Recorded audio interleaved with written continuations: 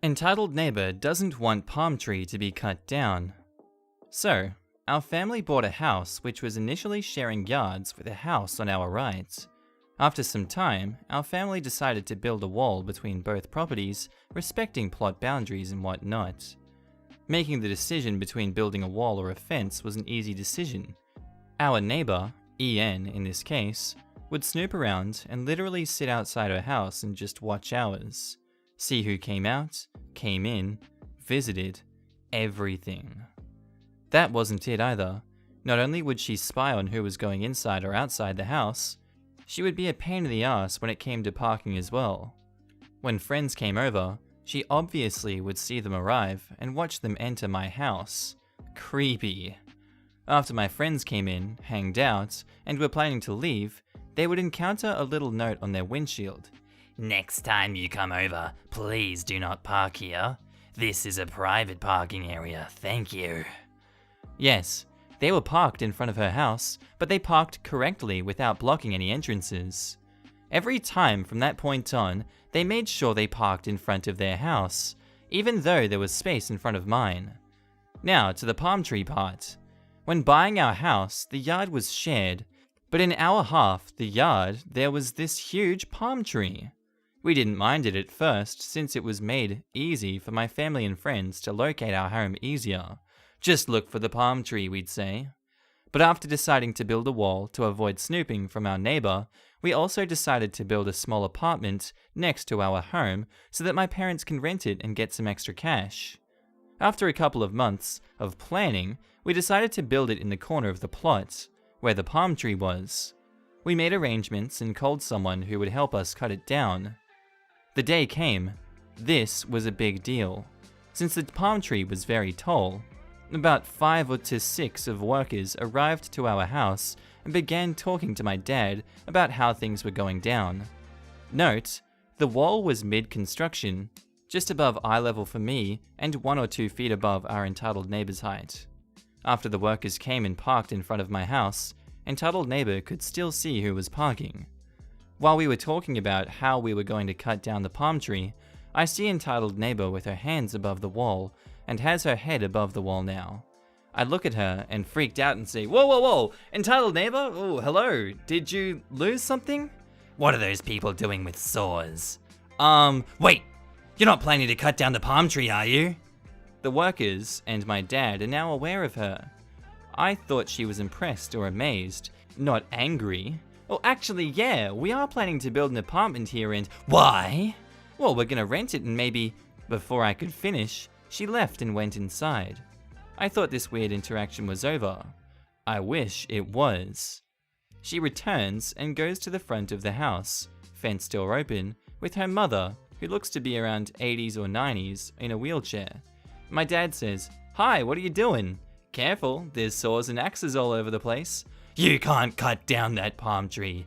That palm tree my mother grew by herself, and it reminds me of her. At least wait until she dies."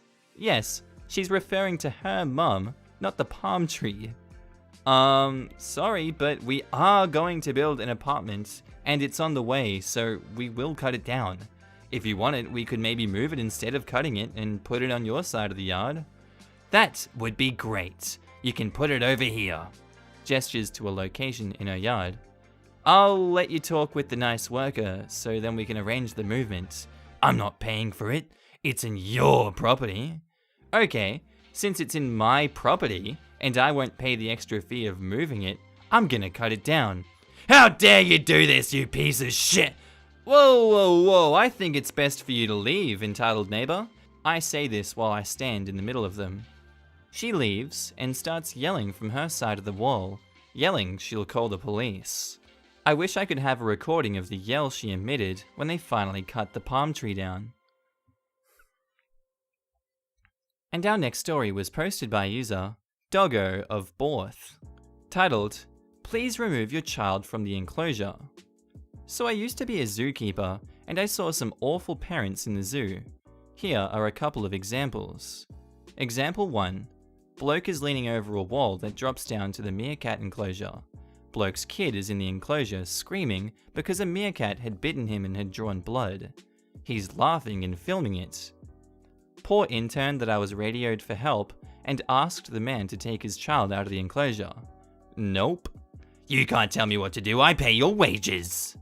Manager shows up and kicks them out after the kid receives first aid, and the mum was told to take the kid to the hospital. The mum was so apologetic. Example 2. I was doing a leopard talk with our old and fairly grumpy leopard. Basically, I'd give the leopard a couple of chicks and talk about his personal history and leopard conservation. We'd do his proper feed after the public had left so he could eat in peace. This lady was banging on about how zoos were cruel and we were all bad people. She paid the entry fee. She had this small child with her, maybe 6, and this conversation ensued. Mommy, a leopard's friendly? Of course, baby, you can stroke this one. Oh, I'm sorry, you can't stroke the leopard, he isn't friendly. I couldn't think of a polite way of saying, you're an idiot. Well, you should train him better. Go on and stroke him. No, you can't stroke him. I'm going to leave a bad review then. Okay, you'll regret this. Okay. She storms off, child in tow.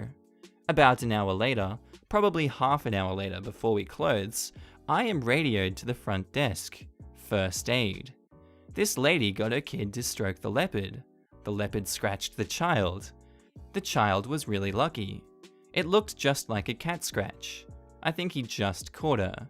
She had to get her child over a 6.5-foot safety barrier and get her to walk another 8 feet to the enclosure. There was no other way to get to the leopard unless you wanted to walk through another empty enclosure due to flooding. The lady screams at me whilst I'm patching up her child that I should have warned her.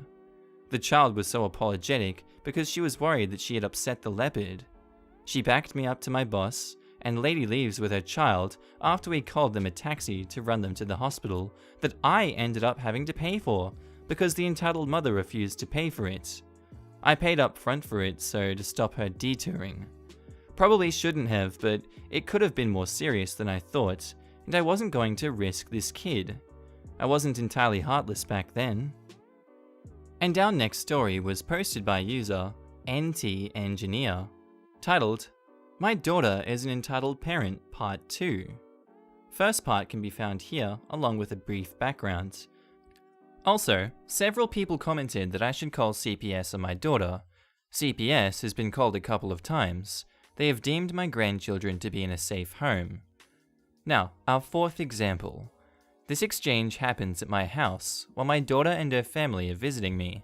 It's a verbal conversation, so it's not word for word, but it's pretty close. We are watching the news and it's talking about how Oregon was working on a law to give some type of free benefit to the children of illegal immigrants.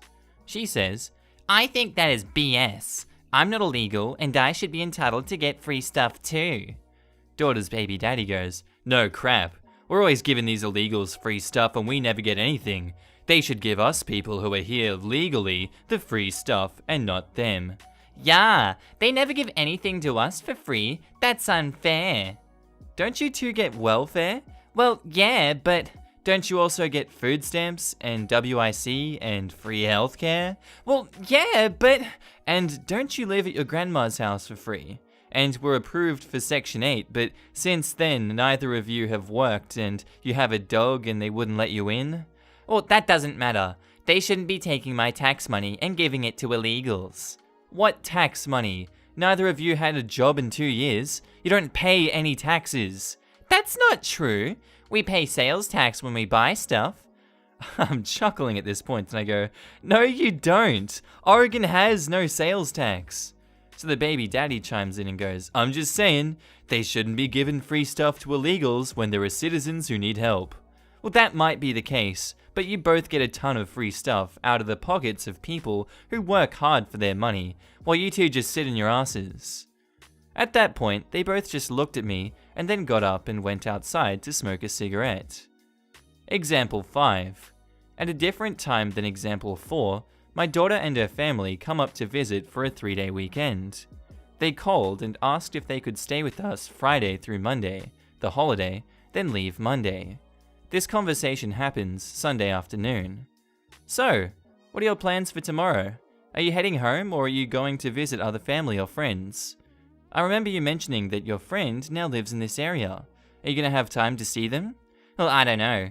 We were thinking of seeing the friend, but not sure. She works and doesn't get off work until late in the evening, and we don't want to have to see her so late, then have to drive home.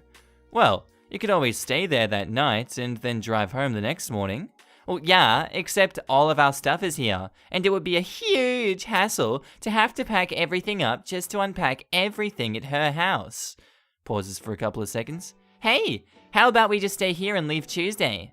That won't work. I need to go to work Tuesday morning. You guys are super noisy. I need to be able to get to sleep on Monday night. Well, if we just leave our stuff here Monday night and go see my friend, you have to let us in when we get back here. So that's just going to interrupt your sleep anyway. Look, what I'm saying is, when you leave on Monday to visit your friend, take your stuff with you. No, that's a huge hassle. We'll just leave our stuff here, then leave Tuesday morning. No, that's not gonna work. You need to leave tomorrow, not Tuesday. When you call up and asked to come spend the weekend, I told you on the phone that you had to leave Monday. Let me go talk to my daughter's baby daddy and see what he says. A few minutes later, he comes in to talk to me, and aggressively goes, "Why can't we stay here Monday night? That's bullcrap! It's rude that you won't let us stay here Monday night." Well, don't take that tone with me, mister. This is my house. You will not talk to me like that. I told my daughter that you guys had to leave Monday when she asked if you could come up, as I have work on Tuesday. Oh, I didn't know that you told her that. She told me that we could stay as long as we wanted. No, definitely not. The two of them then ended up getting into an argument, which made the night fun, but they did end up leaving Monday afternoon, and I was able to sleep before going back to work the next day. Our next story was posted by user Chains of the Helpless, titled, "My First Personal Encounter with Karen." This happened 1 week ago, a Monday. My worst day in over 5 years. I'm a locksmith by trade, and the job requires me to be up on ladders fixing doors and locks, and whatever else is broken on a door. I was working on the main entrance door to a large second-hand store. Sometimes I have to block off an entryway to fix a door, and if I do, I always try and find another option for the customer to enter and exit the building. I opened an emergency exit door off to the right, maybe 10 feet away of where I was working, to make sure there was a door they could use. I'm working away, minding my own business, up on my ladder, listening to my audiobook on my Bluetooth headset, when entitled Karen and Child walk towards me. "Excuse me, I need to get in the store." Well, this entry is out of order right now, but I need it now. You can't block the door. Well, yes, well, if you let me finish what I was saying, you need to move out of my way. Look, there's a door over there. You can go in there. No, this is closer. Look, stop bothering me and go over there. This is when Karen takes things to the next level. And by the next level, I mean she gets arrested. Karen had none of my yelling at her. She grabs her son by the wrist, who had been standing by saying nothing, and tries to climb under my ladder while I'm on it. Her large purse caught on the side rung of my ladder and pulled it over, sending me, my tools, and the motor of the handicap operator I was working on smashing to the ground. I fell on my shoulder, breaking my collarbone and dislocating my shoulder. The motor hit the ground and shattered, and the ladder fell on her and her son. A cashier who saw the whole thing through the window rushed over to see if I was okay. I said no. Something is broken, a bit in shock. Call the police and in abundance. They arrive and the police take statements, and I tell them I want to press charges before I was loaded up in the ambulance and taken to the hospital. The kid's father came to get the kid who was not hurt, thankfully, and she was taken away in handcuffs. No word yet on a court date or anything. Since then, I've been off work, in pain, all because Karen wanted some second-hand crap. Edit. Thanks so much for all your support, and yes, I see the typo. I'll update when all this crap is over. You guys are great. Our next story was posted by user Skydude22, titled, "Entitled Mother Wants Me Fired for Not Helping Her on My Day Off." Time for another entitled parent story from the indoor water park. One perk about my job is that employees get in for free on days that they're not working or after their shifts.